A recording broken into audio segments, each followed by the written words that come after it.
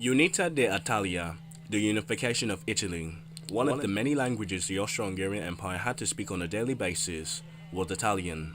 On the eve of World War I, the southern part of the Austrian crown land of Tyrol was populated by mainly Italian speakers, or the so-called Western Tyrols or the Trentinos. Its border coincided with the present-day border between South Tyrol and Trento, crossing the Ageas Valley at Salerno, or the Cessa del Salerno, or the Charlugna del Creus.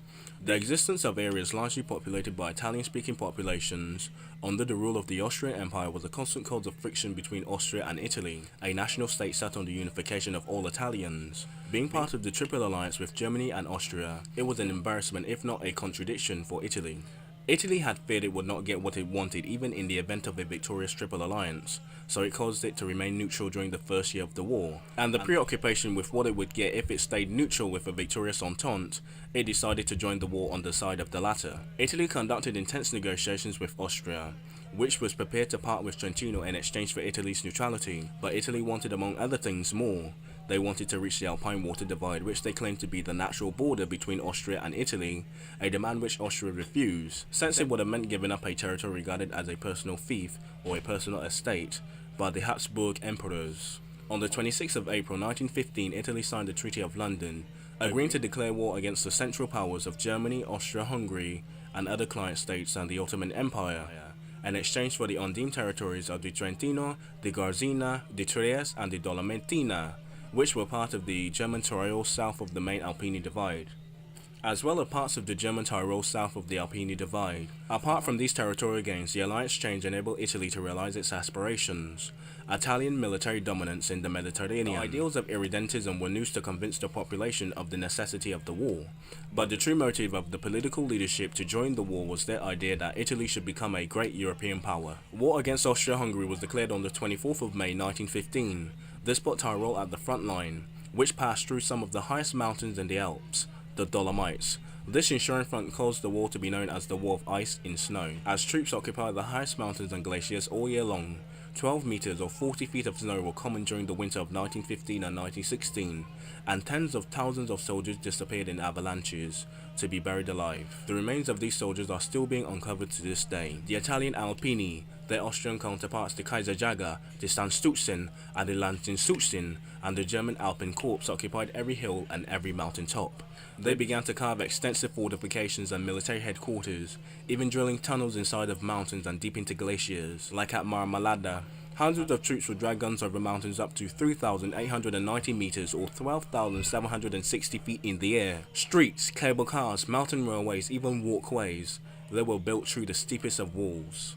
The first to occupy high ground became almost impossible to dislodge, so both sides turned to drilling tunnels on the mountain peaks, filling them with explosives, and then detonating the entire mountain, including its defenders such as the Colli dell'Anna, the Monte Pasibo, and the La Ganazzuna, and etc., even Monte Grappa. Climbing and skiing became essential skills for the troops on both sides, and soon ski battalions and special climbing units were formed, such as the Alpini and the Jägerkommandos and the Alpine Korpen. On the 15th of May 1916, the Austrian army staged an attack in the Trentino, unaided by the German army, whose commanders actually advised against the move. Several divisions were withdrawn from the Russian front to achieve necessary troop strength. The offensive was of limited tactical success.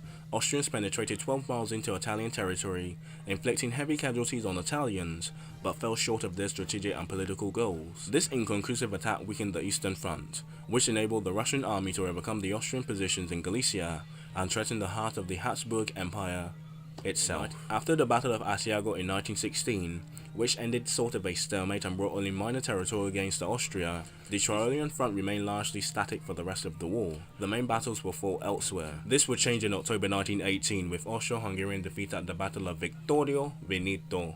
The Imperial Army started to collapse and started to withdraw, and on the 29th of October, the Austro-Hungarians asked for an armistice. On the 30th of October 1918, the Austro-Hungarian army was split into two. The armistice was signed at 3:20 p.m. November the 3rd to become effective within 24 hours later, on 3 p.m. November the 4th. Following the signing of the armistice, Austrian General Weber informed his Italian counterparts that the Imperial Army had already laid down its weapons, due to the previous order and request combats and Italian advance to cease. The Italian general Pintrito Balgino sharply rejected the proposal and threatened to stop all negotiations and continue the war. Even before the order to cease hostilities, the imperial army had already started to collapse, ceasing to exist as a combat force altogether. Italian troops continued their advance until 3 p.m. on the 4th of November. The occupation of all Tyrol, including Isenburg, was completed within days that followed. Under the terms of the Austrian-Italian armistice of Villa d'Agosti, as well as being required to evacuate all territories occupied since August, Austria-Hungary's forces were required to withdraw from South Tyrol to Avicenna, the Azanzo Valley, Gorizia, Tronista and Istria, and West Caladinia, and of course the Dolomitia. Terms mandated German forces expulsion from Austria-Hungary within 15 days or their internment, and the Allies would have free use of Austria-Hungary's internal communications as well, and they were also obliged to allow Entente armies transit to reach Germany from the south.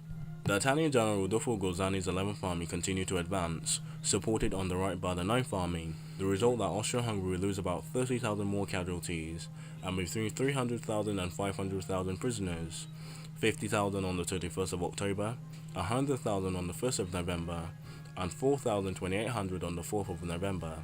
Italian losses numbered 38,000, including 145 French and 374 Britons. It appears that a large quantity of prisoners stemmed from the Austrian command decision that captivity in Italy was more preferable than starvation at home.